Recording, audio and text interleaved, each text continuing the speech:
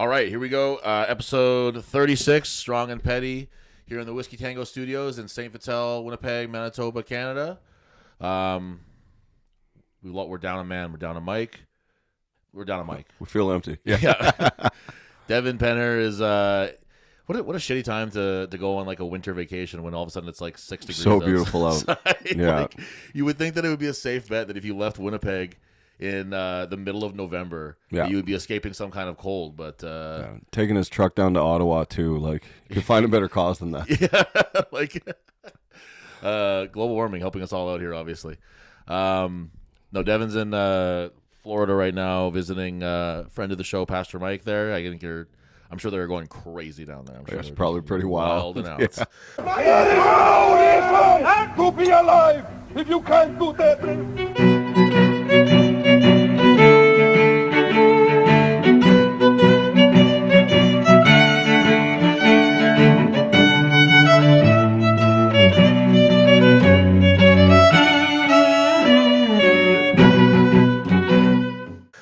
Devin, he's so funny because Devin's such a simple guy. You know what I mean? Like he requires so little. Yeah. I think he said on the show before is like his bucket list thing that he had to go see, like his number one musical act that he had to see was the singer from Stained. Yeah. And he saw that. Not even Stained. Just Aaron, just Aaron Lewis. Not Stained. Just the guy from Stained. Yeah. Which is like maybe next will be the guy from Default. Maybe next after that it'll be the guy from Puddle of Mud. So yeah, I know he went and saw that. He said it was a thrilling minute for him. So congratulations to Devin for seeing his like for a lot of people you'd be like, who's your bucket list? Like I don't know, like the Rolling Stones, Eminem, Dr. Dre. Like these are like bucket list artists that you would be like, I don't know when I'll get a chance to see them, but if I ever do, I will take advantage of that. And the guy from Stained, I love it. Yeah, yeah, so pumped. Too. Yeah. So he'll be gone this week and next week, but we'll soldier on without him, and we'll do our very best to manage. How's the rabbit? Big ass. Captain Carrot's great. Yeah, litter trained him. That blows my mind. I didn't know that's what happened with rabbits. I guess that makes sense, but you wouldn't want them just shitting all over your house. But I guess I just figured they crap all over their containers, but you actually have them in a litter box. Yeah. Oh, amazing. It's funny. Because they don't like hardwood. There's no grip on the padding of their feet. Right. So I have like a carpet end that I put in his room, but it's kind of like a third of the room. So I wanted to give him more room. So I had an old duvet that I don't use. I spread it out, and he kind of started pissing on it. So like every 2 days I'd wash it, put it back, wash it, and then Haley was like, "Put the litter box where he's peeing." I'm like, "Well, he's peeing all over the carpet, right, or all over the thing, the duvet, right, but not on the carpet." So I put the litter box on the duvet. And like Sunday night, it's like, what if we just took the duvet out of there? And we were both like, it can't be that simple. No accidents. Really? Just straight like I'm a litter box rabbit now. Just took away where it wanted to go. Yeah. Simple as that. Well, you're an expert rabbit trainer now, obviously. Apparently, the rabbit whisperer. Got it all figured out. So we got some very exciting strongman stuff to talk about here. I'm very, very happy and excited and thrilled and proud and all that to announce that. So over the weekend, friend of the show, Magnus Magnuson, had his big competition in Iceland. If anybody is familiar with sort of Manitoba Strongman, in the summertime on August Long in Gimli, they have a qualifier for the Magnus Classic. Tristan won that one, and goddamn if he didn't win the whole thing in Iceland. So congratulations to Tristan Hoth. Like that's amazing. A huge win. Like a truly an international. Like a huge international win there for him, and it's really hard to overstate that's a big fucking deal for a guy that was certainly not considered. I mean, I think considered by people who didn't know him maybe, as somebody who would make a big splash, because I know that he's not. This Pavlo Kordiaka was on the roster. He's the current Europe's strongest man. He's a world's strongest man competitor and a good one at that. Yeah.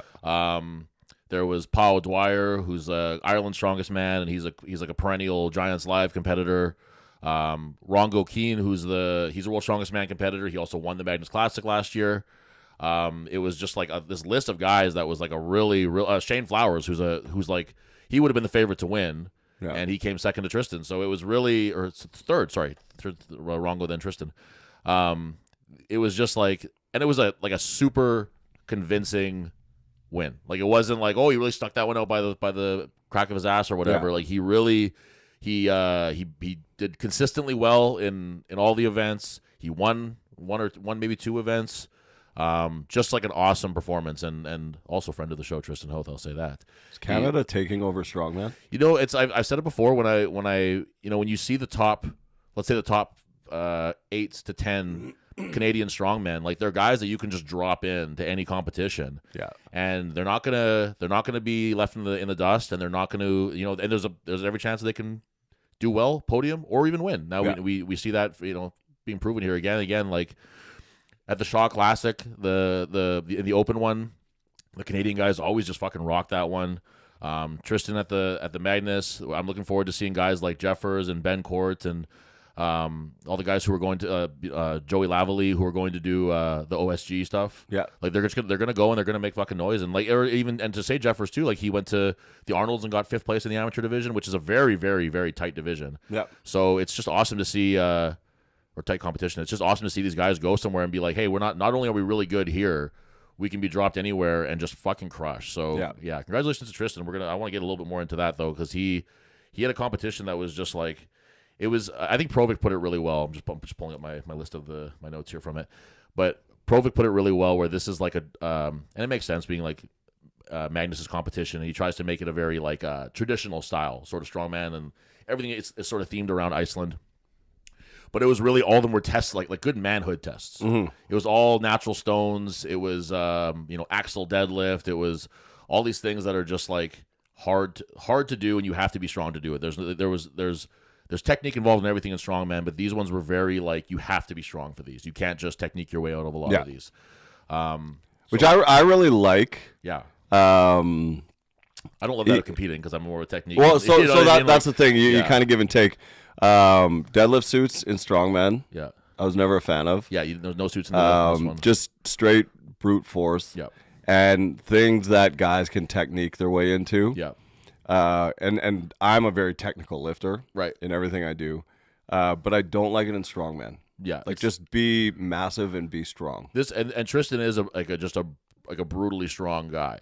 Where he's got these big fucking mitts that are really strong, and when you watch him lifting, say on his Instagram and stuff, you might see some stuff where you're like, oh, it's not the most technical, but goddamn if he doesn't get it up though. Yeah, you know what I mean? Like it's and you can't like I'm not gonna sit there and be like, oh, he's not being technical enough when he's lifting more weight. You know, like what does it matter? And he's getting better and he's improving. So it's just like it's awesome to see. I've always said an ugly win's better than a pretty loss. For sure, yeah, and that stems from football. Yeah, where you play a bad game, if you get the win, take it and move on. Yeah. But it's the same thing with strongmen, and even when I was powerlifting, you can have a squat that's just a struggle, looks like shit. Yeah. But if you get your white lights, yeah, it does. Take it. It just doesn't matter. I mean? Yeah, and we see that with Tristan too, where he's a guy where, like I said going into this competition, that it's going to be really a good one for him because he's got such a great grip and such big strong hands.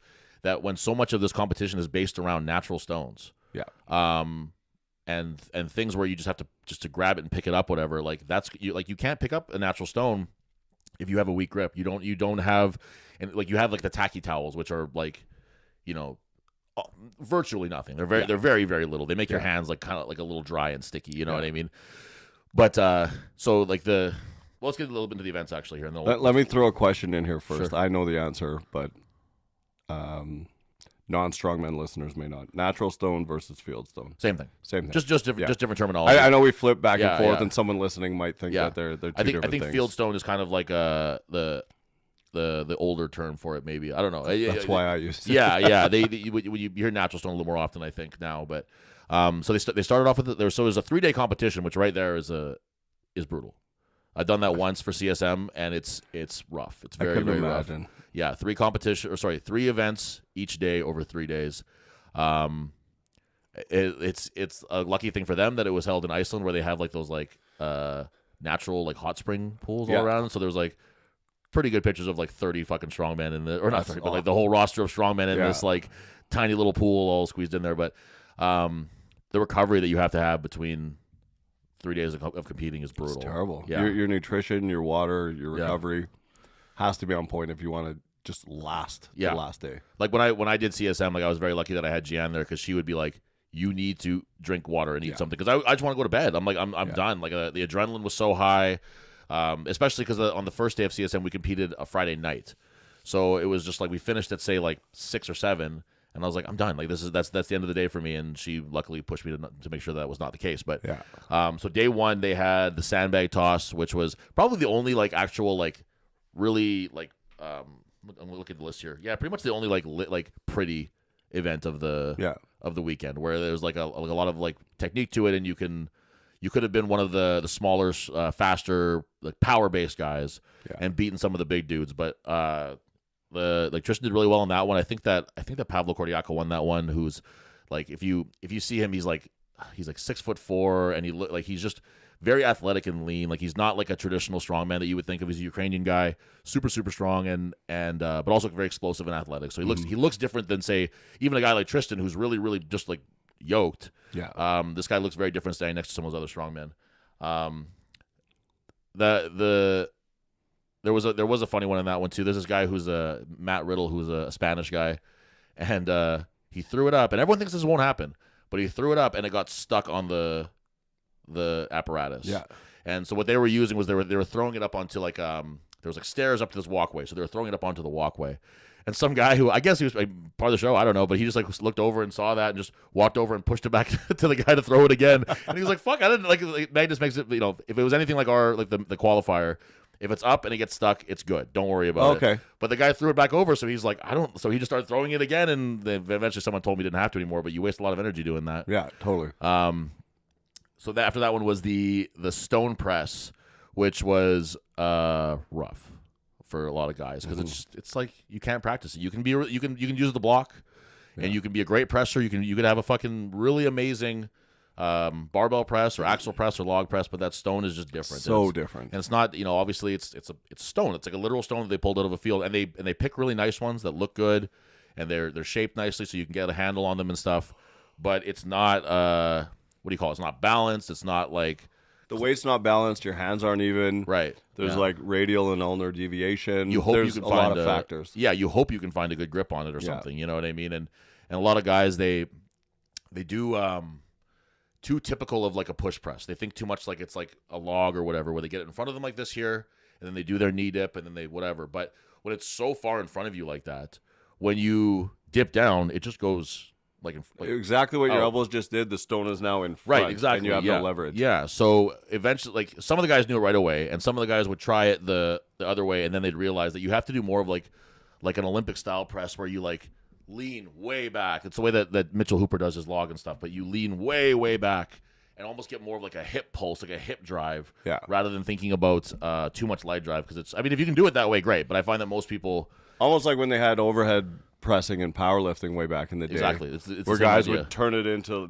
a bench an incline bench press, and then it's a lever at the end where you're standing under it. That's what was at least in this competition and what I found in my own training and stuff to be the most effective. I'm not like a huge block presser or anything, but I've hit an okay one, and that was the way that I did it for sure, was making sure that it was less leg drive and more thinking like if you can get a real good incline on it, and you're strong in that position, you can incline bench press 285 because the blocks are never really that heavy, right? Because it's just you're accounting for the balance and stuff. So if you don't need too much leg drive if you're in the right position. That was got to interrupt for 1 second. Is there any kind of parameters for what size the stone has to be? No.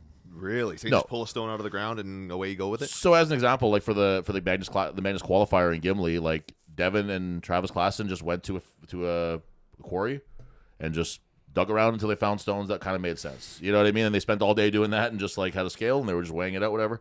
So they picked stones that like made sense. Like when you looked at them, you're like, okay, those are good pressing stones. Mm-hmm. But looking at it from a camera view of 30 feet away, and what you see when you're right next to it trying to find a handle is usually two very different things, right? There was a nasty one where Teddy Theodore, he's the 6'10" Icelandic guy who's in there. He came and did the first Magnus Classic with us here, and he was like, I have a picture with him where I look like an absolute bitch compared to him. Like he's just completely dwarfs me. He pressed the stone, he lost it backwards, and it just went and sliced his back like on the way down. And that's what we're talking about, these edges and these things of these stones. Is there is a little bit of a risk to it. Like it's not a nice smooth Atlas stone. It's not a barbell where it's easy to kind of drop and get away from you. Or even worst case scenario, the barbell hits you and it's like, ow, that hurt, and then you just move past it or whatever. But yeah, it was a pretty nasty slice on his back and on his finger too. Actually, there was a good chunk of skin lifting up from his finger. So I think he's okay. He can complete the competition and everything, but hopefully that's not anything that leads to anything too serious for him. Tristan did really well on that one though. That was one of the ones where he really showed that it's like, oh shit, like just having those big fucking mitts to pick up the stone and just like he's also a great presser too. He's got a really really good, like I've seen him. If this is wrong, sorry Tristan, but I've seen him like strict press like a 365 log or something like that. Like he's just super super strong in his press, and that's and having that strict press ability with a stone or a block or whatever is really really going to help. So following that, there was the stone to shoulder. Again, just natural stones. It went up to like 380 maybe, I think it was. So it got real heavy. And just the same thing too. Like you'd watch these guys where it's like, it was hard for them to make sense of the stone, like how to pick it up and how to get it to their shoulder. Would you lap it? Yeah. Oh, some guys did, and some guys were like, there was Sean Gellin, I think his name was, who's an Australian dude. And he would just pick it up and just put it to his shoulder. Pick it up and put it to his shoulder. And that worked for the first 3, I think, and then didn't work for the 4th, and then he was kind of stumped after that. Mm-hmm. But, again, T just grabbed that one and just he made very easy work of them all, except for I think the last one was a little bit challenging, but really it was a really good event for him. And that was one where I saw that. I was like, oh, yeah, this just has his name all over it, where it's just pick up this heavy fucking thing and put it on your shoulder. Like that's when, again, we were talking about like manhood events. Like that's like a classic, right? So that was the end of day 1, where I think Tristan finished in 2nd that day.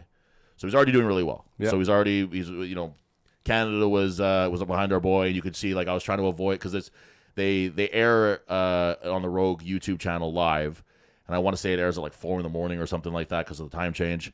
So I woke up and I was like, oh shit. So I tried to do my best to ignore all the messages and all the Instagram stuff, whatever, and just to like watch it for myself.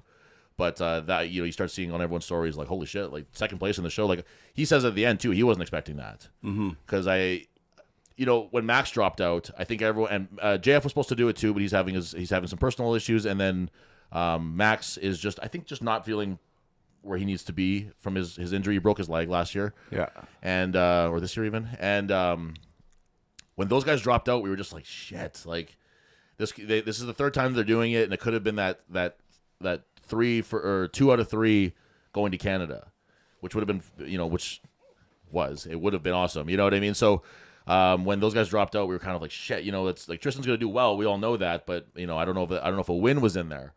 And man, did he ever shut us the fuck up? So that was awesome. But he and it was it was one of those things too where I think a lot of like, if you watch like say Big Laws is a guy who has a strongman chat show on YouTube that has like a lot of steam.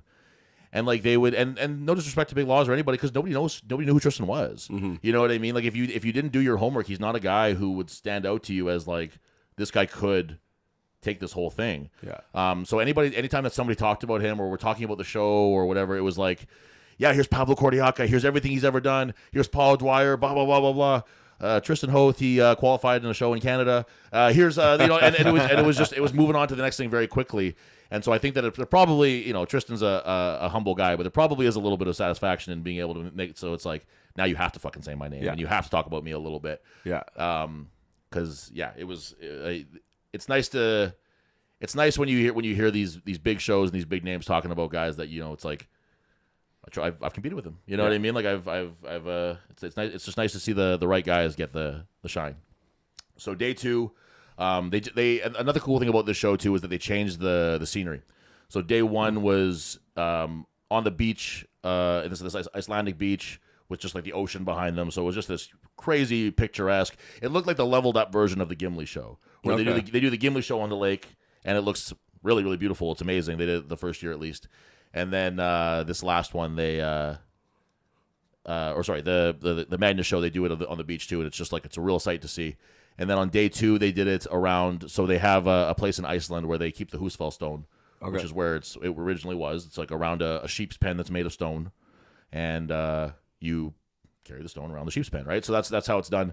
They started with the front hammer hold though, which is like, you know, not the most exciting event, whatever, but it's just a good little. It's an event for the guys that's not going to crush them to death. Yeah. You know, it's something where it's like a weird kind of like strongman will win that one, where the guy who's not your typical strongman, the guy who's shorter, the guy who has shorter limbs, Yeah. he's going to do better on that one than say a guy like, you know, if you think about the extremes of it, like Thor Bjornsson, like he's not good at that kind of stuff because his arms are so long, and it's just not his competition or not his event. So that one was all right. Tristan did good in that one too. I think he got second or third in that one. Again, like just continuing like to kind of draw from somebody that we know, like Dom, like the same way that Dom would do it. Yeah. Where like second, third, first, but mostly second, third. You know what I mean? Yeah. And just stay consistent Stay and just stay in the running. And we saw all kinds of flips in the like the guys who won the sandbag toss did shit in the next event. The guy who won that one did shit in the next event. And it was just but Tristan and a couple other guys were just consistently. Vilius being another guy who did really, really well too, and stayed with that kind of the upper part of the pack the whole time. And then after that was the Husfeld carry, which is like the iconic Icelandic stone that I think everyone's pretty aware of. If you can call it a shield carry or whatever, but I think most people call it a Husfeld carry, even if we're in Canada not using anything even close to that stone. So Vilius, I'm not going to take a stab at his last name because he's Lithuanian. But he came here for the first Gimli 1-2, and just a fucking amazing guy. Smaller dude, like 118 kilos, and he was smaller when he came here too. Yeah. Super light guy for the strongman scene, and just awesome. He's super explosive, former Olympic lifter. So just everything he does is fast and explosive and good. And he picked up that stone, that 400-pound stone, and just fucking ran with it. Like just ran. It's a lot of those guys, they pick it up, and it's, you know, exactly how you would move with 400 pounds on your chest. And he's just like awesome. So he holds the current world record for the Husfeld around the pen, and he missed it by 30 centimeters this time. Oh no! So way. he was right fucking there, right there. But it must be good for him to know that he still got it in him like that. So he did that. He did awesome in that one. He took the win in that event, and then Tristan did third, I think, in that one, where he again just used those fucking mitts where the stone slipped out of sort of his forearm grip, which is that how you want to start with, right? Having your hands around it, or if you can grab your own hands or whatever it might be. And then he was just literally holding 400 pounds with his hands for like a good another, let's say 10, 15 feet, and then dropped it. And it's just like, not many guys could do that. You know what I mean? Like not many guys on any kind of level could have the stone slip, hold it in your hands there for a little bit longer, and then get it down. So fucking credit to him for that one, because that was pretty wild. There's a good story too where Thor Bjornsson did it one time, and when he set a record on there that's been since broken, and it was like, obviously, you know, you watch Thor and it's just like, wow, that's fucking amazing. And then some dude who was just like in the area, like a farmer who was just in the area, was like, can I give that a shot? And they were just like, yeah, I guess. And he picked it up, and he was like 5 feet less than Thor. Wow. Yeah, just like, and then just like whenever you see that, there's just like, oh, like average Icelandic male, and then it's just like him, just like like crushing this fucking, almost crushing like one of the best strongmen who ever do it, his world record. So I swear every show that I've ever been to has some guy in the stands. Oh yeah, absolutely. That wants to try something because he thinks he can do it. Absolutely. Like this is rare that he did that. Yes. Half the time they can't even pick up the implement. But before shows start, I used to look around and be like, who's the guy in this crowd? Right. And you could almost always pick it with some sort of accuracy. Well, there was, when we did nationals, Candace and Jenna were volunteering and working the front door for us. And some guy was like, he walks in, a little bit of a rougher looking guy. And he's like, hey, do you mind if I come in and check it out? They're like, well, you can pay and check it out. Yeah. And he was like, well, I just want to just like see what's up. I'll, whatever. They're like, no, that's not how this works. So credit to them for, first of all, for keeping their ground on that one, because I know that could be a little annoying. But, and then, so he just stood by the door for a second, and he says to one of them, he was just like, when I was in jail, there were guys there way smaller than all these guys who could do way, way more weight than all these guys. And it was just like, okay, like it's like this. That's absolutely not true. But like, fuck, whatever, dude. Like whatever makes you happy. Everybody in jail is strong, and everybody outside of jail is really, really weak. But there's always like there's the dude, like, or when we were in Gimli for the competition, Dan and Pat each got either 1 or 2 on the log, and there was guys that were like behind our Iron Age people being like 1. Like as if they could ever in their lives like dream of hitting a 330 log or whatever the fuck it was. Like, but it's funny to see people's perspective on strongman when they have no fucking clue what they're even capable of. There's always an amateur bodybuilder with his shirt off. That was always one of my character Always. tropes that you'd always see is the guy like he would show up with the shirt on and then pop it off while he's sitting there. Yeah. And sit there with his arms crossed and kind of give. He might not say it, but he would give the look of like, I could do this if I wanted to. If I was fat, I could do this. Yeah. But I'm not, and I have abs. So Yeah. that was There's always Next year we should do a strongman bingo card. Yeah, absolutely. For every type of person that you see. Oh my god, absolutely. So following that one was the farmer's carry. So they did this one a little weird too, where they just had two rocks that they attached handles to. Nice. So it was offset. They weren't the same weight. They were close to the same weight. I think they were like 6 kilos different, something like that. Yeah. But they're offset a little That's bit. dirty. It was disgusting. And what made it even harder too is that it's raining too. It's an Icelandic winter there, right? Yeah. So it's raining. They're going around the sheep's pen again with it, and it's a sheep's pen that's made of stone. So the ground around it is uneven. There's smaller stones all around it. It's not like you're walking around like on like a track or something like that, right? Like it's a very uneven, very weird, sketchy sort of surface, and it makes for it to be a lot harder. Like so, the guy asked Tristan, he's like, "Oh, so how's the interviewing guys asked him, he's like, how's your grip?" And Tristan sort of whatever. Anybody who knows Tristan knows that he's one of the best grips probably in the world. Yeah. Like he's only a few pounds under like the double overhand axle deadlift record right now. Yeah. He's just a grip monster. So he kind of like looked around and was like, yeah, it's pretty good. It's pretty good. So, but when you see him and he's walking with the implements and he stops and he's still holding them, but he just can't walk anymore. Like his grip was fine. Yeah. It was just because he said his legs were fried from the Hoosfell, but he just couldn't like. That's a fucking grip right there. Yeah. Where it's like your legs give out before your grip does. You know what I mean? So he did really good on that one. I think only one guy got past him on that one. And so that was the end of day 2. And it was again like a brutal one where it was raining that whole day. Like the camera was getting, wet and rain on it and stuff. Sleepy boy today. Oh man, I'm spent. Holy smokes. So day 3 was luckily for these guys a little bit nicer. They were I think they were in Reykjavik, like in a kind of or like a village around it kind of idea. So it was like a small little community there, whatever. They're all lifting in front of all these big buildings in the area, something like Viking Hotel or some shit.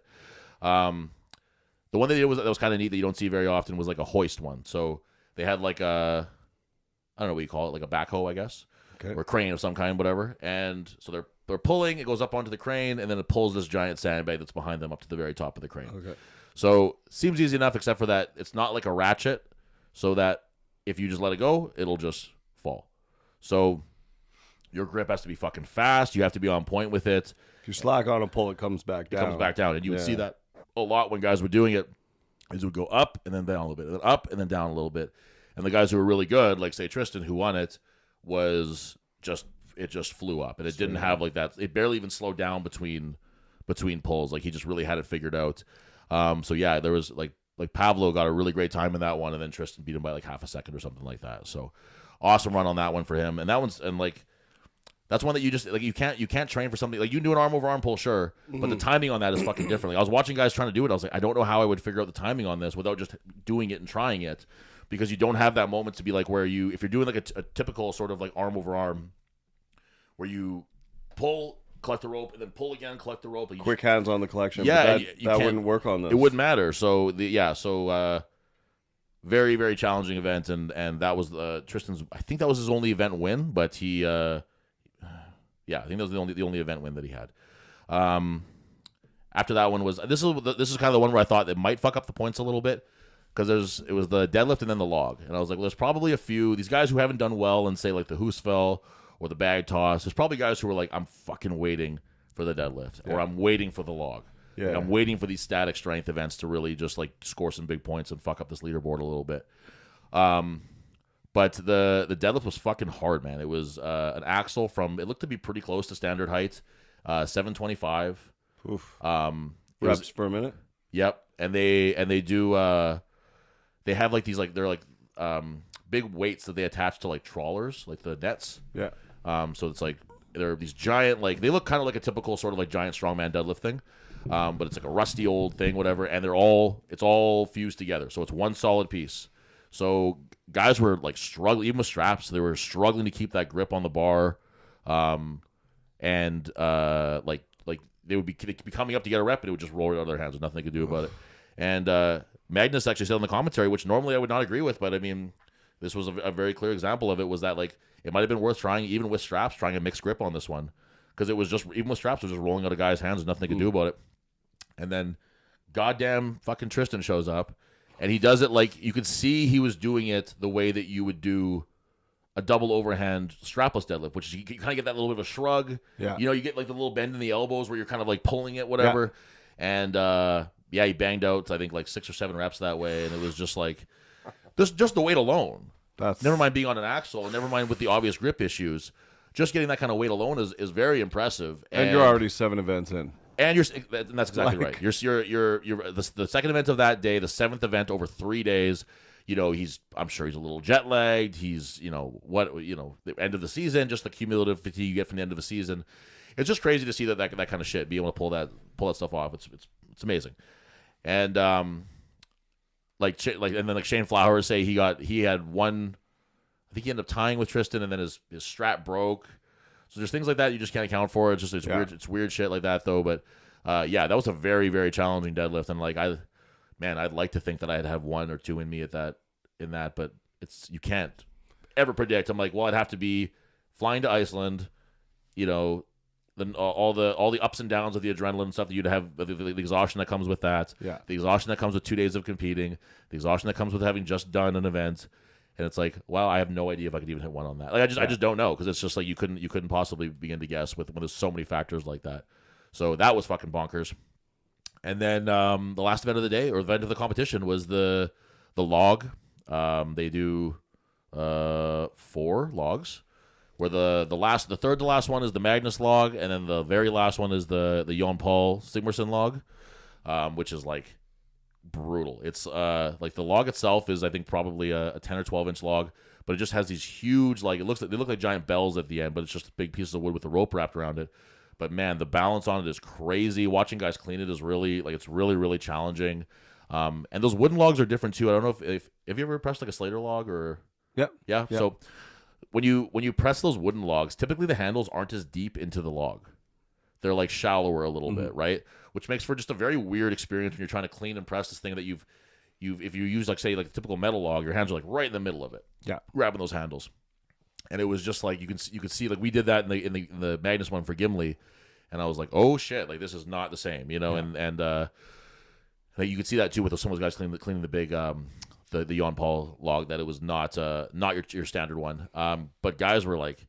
And I was right. There were guys who were obviously waiting for this. There were guys who like Viper pressed the first 3 logs. Oh yeah. Yeah. There were guys who strict pressed the first one. Whatever it might have been. Like there were guys who were like, finally, like my fucking event that I can do some damage. And unfortunately, it's the very, very end of it for most of these guys. So I know that Tristan needed, I think, two logs to win, and he ended up getting a third one. So just sealed the deal for him, and it was just like he was.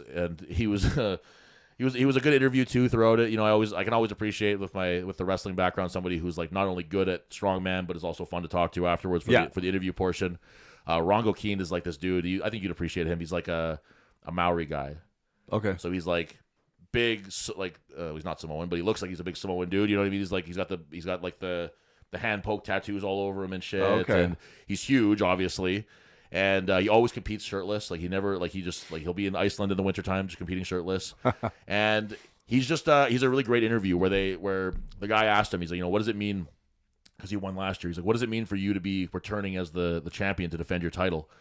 And he just said how important it is, where he's not just, when he competes elsewhere, he's before this, he's just, carrying his name and whatever comes with that. But now when you win the Magnus Classic, you're carrying Magnus's name, and you have to show that you deserve that, and you can handle that, and all the pressure and weight that comes with that. And I just thought that was a great way to make sure that everybody knows like how important these shows are. Yeah. Where it can be easy to sort of lose sight when a show doesn't have World in the title, or Arnold or whatever. But these shows are really important, and they're a big deal, and they're a stepping stone, hopefully, for guys like Tristan and Vilius and whoever else might be involved with them. So it went Tristan, Rongo, Shane Flowers, who again, like, Shane Flowers is like, to beat him is you are beating one of the very best guys in the world. Yeah. He's from England. He's fucking amazing. He's young. He's got a crazy deadlift. He was banging out those 720 like before his strap broke. he was banging with those deadlifts like it was his job. Like it was just no problem at all. If you would have seen him by himself first, you would have been like, oh, it's too light. They went too light. Like this is gonna be way too easy. And then he was just smashing it. So to beat those guys is just like is really, really impressive. I know that they I wish I'd written down the exact quote, but Tristan said something like, yeah, it's pretty fucking cool to be here right now, or something like that. So you gotta love somebody who's just like talking on the fly like that. And then it's like I said, it's nice to see an opportunity for you want these shows to be breakout events for guys. You want guys to be ready for them, and you want them to be as ready as they can be to take that next step if it presents itself to them. Yeah. And he did exactly that. He had a very convincing win. He like I said, there was nothing where it was like, oh, Pavlo Kordiaka didn't have the performance that he wanted to have. I don't think he just didn't really get out of the starting gate on a lot of the events. Europe's strongest man and world's strongest man competitor, but Europe's strongest man on his worst day is still Europe's strongest man. Yeah, he's still an amazing competitor. Yeah, that if you beat him, you've beaten one of the very best in the world. And Paul Dwyer, another guy too, where he took Max's spot. So he was a little slow, or excuse me, a little late to get training and invites and stuff. But Paul Dwyer again on his worst day is a Giants Live competitor he's Ireland's strongest man. He's done a bunch of cool shit. So just to beat these guys, and Shane Flowers, who is on top of his game right now as far as I'm concerned. So these guys are awesome, and Tristan to beat them is just putting him in a category that I really, really hope that the Giants Live people, the world's strongest man people might be thinking a little higher right now, but the Giants Live people, I really want, that's the sort of the stepping stone to get to Worlds. Yeah. And I really hope that they see this performance and see this as an opportunity to get just a new face, if nothing else. Yeah. When you watch those Giants Live, they can kind of start to sort of blend together because you see the same 10 to 12 guys, maybe one or two new guys in the mix, but it's just you start seeing the same people, and it starts to feel like, yeah, I feel like I saw this one already. Yeah. I feel like I've seen this competition. They all kind of have similar events. They all do the stones. They all do this and that. But when you can start to have somebody in there that's like, oh, this Tristan guy, I've never heard of him before. Not only does he look the part because he's fucking huge. Yeah. He has credentials now to back him up. He's won the Magnus Classic. I think he came in fourth at his first CSM. He's very young to the sport still. Yeah. He still has so much more progression to go. Not to mention that while he was doing this, he was opening a gym in Edmonton. Yeah. He's in the process of opening a gym right now. So if that's a lot. Yeah, as well as anybody, just the stress that comes with just like the day-to-day stress. Yeah. That who knows what messages and texts and stuff he was getting while he was there, like, hey, the fucking toilet's broken or whatever, you know what I mean? Sorry, I'm in Iceland right now. I can't help you with that. You know what I mean? Like that kind of shit, right? Yeah. So I just nothing but congratulations and huge credit to Tristan Hoth, who I would have to hope and assume is on to bigger and better things now. Yeah. From this. What's his gym in Edmonton? It's called United Strength. It's run by him, and I don't know his last name. I know Larry Big Cat. I know he is a big fucking cat. He's the powerlifting side of things there. Okay. He's I'm gonna show you some of his stuff after. He's a fucking monster. So is it like a strongman? It's strongman powerlifting, and I think he said they do weightlifting there even too. Okay. So if anybody's listening to this from the Edmonton area, I couldn't recommend another gym more than United Strength there. This Larry dude, he's fucking he's like front squatting like 600 pounds for reps and stuff. Like he's just like a fucking animal. It's fun to watch him. He was the dude where he showed up. So with the Westerns where I got my pro status, he was sitting in the crowd and he kind of seemed to know everybody and I didn't know who he was. And I was like, that's not the guy that we were talking about before. That's not the guy. No, that's not the bodybuilder who's like standing in the crowd like, oh, I could fucking do this. Yeah. I was like, why isn't that guy here competing? And then I found out that he's like an elite level powerlifter. Yeah. And I was like, okay, well, as long as he's doing something, that's the important thing. But yeah, so what do you have a time there for? 38. 38. Okay. Yeah, so that's pretty much the strongman happenings for internationally. I was gonna say locally. That's not fucking local. That's international, baby. I have my Cuba trip. I'm leaving this Thursday for it. Not really. Yeah, let's chat about that a little bit. How did you feel like when you ran the gym and you had did you ever go on like a vacation, like a hot weather vacation or something? Like just a vacation? Yeah. Yeah. Not traveling to compete. Yeah, that's why I'm clarifying. Yeah. Just a vacation. I had a Dominican wedding. How'd you feel like going to that? Not excited. Yeah. That's how I am with it too. Yeah. Like I'm gonna get there and I'm gonna have a blast and it's Yeah. gonna be fun and I'm Yeah. gonna enjoy myself, whatever. But I'm kind of just dreading it right now, to be honest with you. Like just like Yeah, I get that. I don't want to be away from the gym for that long. I Yeah. don't want to be away from my own training, my food. Mm-hmm. I'm very much I'm very much a creature of habit, and then when I break that habit, it takes me a little while to get things going again. Yeah. So, like in a smaller example, like if I go out and drink on a Saturday night, I'll be hungover and shitty on Sunday, Yeah. and then I'll get like, let's say, 40% back to my regular routine by Monday. Yeah. And then I'll be 75% by Tuesday. Yeah. And then Wednesday I might be back to 100% or whatever. It doesn't just like flick back on again like No. that for me. And it's shitty, but that's just the way it is. That's why I just opt to not go out now, basically. It's just easier not to. Yeah, it's not going to that reset. So when you mode talk every about time. like cheat days or cheat meals with people, Yeah. getting that in your system, you want it the next day and next day. Right. It can derail like a full week. For sure. Yeah. Yeah. It's and then the travel with it, being away from the place that you love, Right. your clients, making sure they're all taken care of while you're gone. Right. Talking to your partner while you're gone. It obsesses. It stays in your mind. Yeah. And you're trying to like compete. You're trying to have a good time. But it's just, do I check my phone? Do I not check my phone?